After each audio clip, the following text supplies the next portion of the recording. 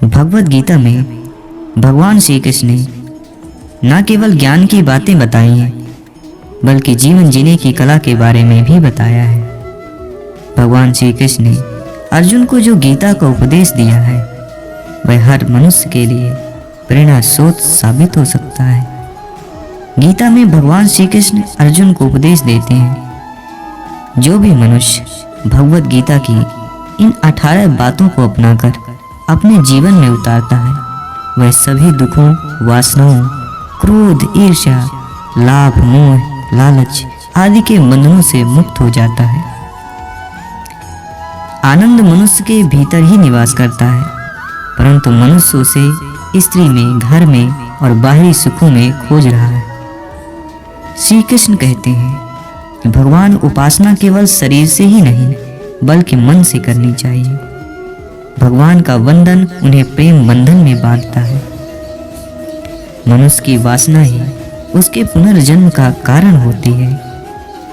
इंद्रियों के अधीन होने से मनुष्य के जीवन में विकार और परेशानियां आती हैं। संयम यानी धैर्य, सदाचार, स्नेह और सेवा जैसे गुण सत्संग के बिना नहीं आते हैं। श्री कृष्ण कहते हैं कि मनुष्य को वस्त्र बदलने की आवश्यकता नहीं है, आवश्यकता हृदय परिवर्तन करने की है। जवानी में जिसने ज्यादा पाप किए हैं उसे बुढ़ापे में नींद नहीं आती। भगवान ने जिसे संपत्ति दी है उसे गाय अवश्य रखनी चाहिए। जुआ, मदिरापान, स्त्रीगमन, हिंसा, असत्य, मद, आसक्ति और निर्दयता इन सब में कलयुग का वास है। अधिकारी शिष्य को सद्गुरु अवश्य मिलता है। श्री कृष्ण कहते हैं कि मनुष्य को अपने मन को बार बार समझना चाहिए। ईश्वर के सिवाय उसका कोई नहीं है।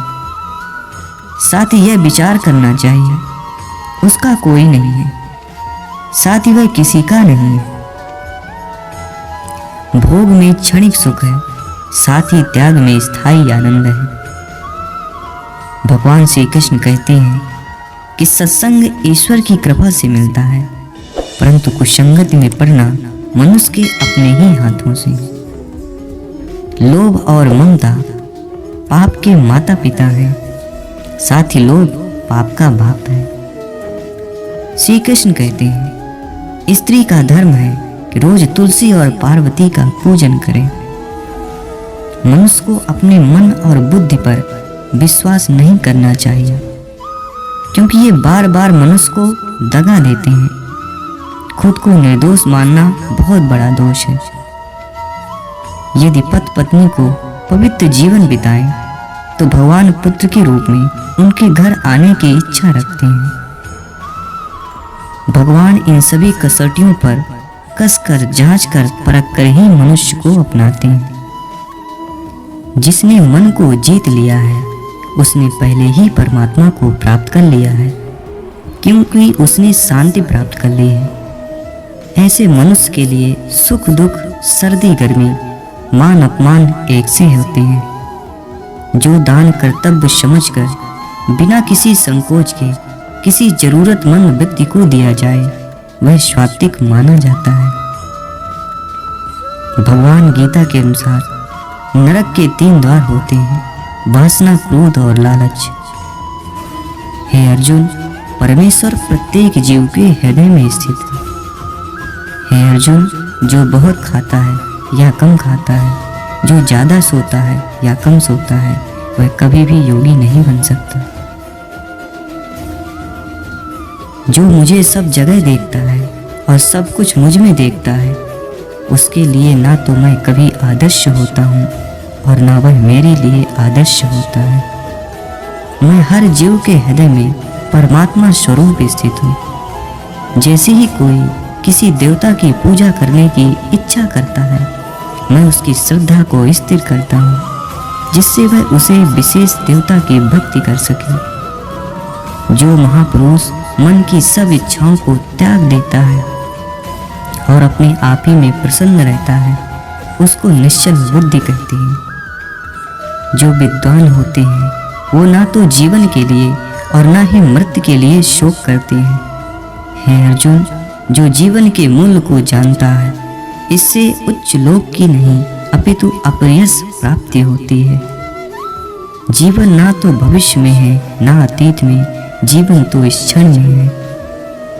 खुद को जीवन के योग बनाना ही सफलता और सुख का एकमात्र मार्ग है।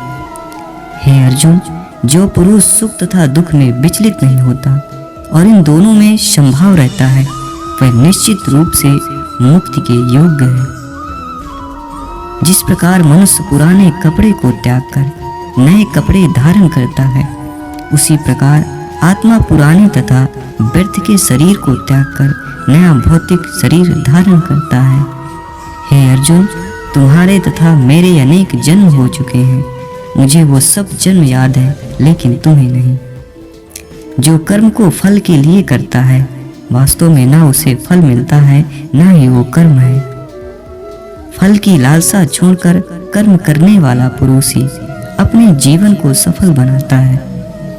जो मनुष्य कर्म में अकर्म में कर्म देखता है, वह सभी मनुष्यों में बुद्धिमान है और सब प्रकार के कर्मों में प्रवृत्त रहकर भी दिव्य स्थिति में रहता है। अपने अपने कर्म के गुणों का पालन करते हुए प्रत्येक व्यक्ति सिद्ध हो सकता है। हे अर्जुन, जो बुद्धि धर्म तथा अधर्म, करणीय तथा अकरणीय कर्म में भेद नहीं कर पाते, वह राजा के योग्य नहीं है। जो पुरुष ना तो कर्म फल की इच्छा करता है और ना कर्म फलों से घृणा करता है, वह सन्यासी जाना जाता है। जो मनुष्य अपने कर्मफल प्रति निश्चित है और जो अपने कर्तव्य का पालन करता है, वही असली योगी है। मनुष्य जो चाहे बन सकता है, अगर वह विश्वास के साथ इच्छित वस्तु पर लगातार चिंतन करे।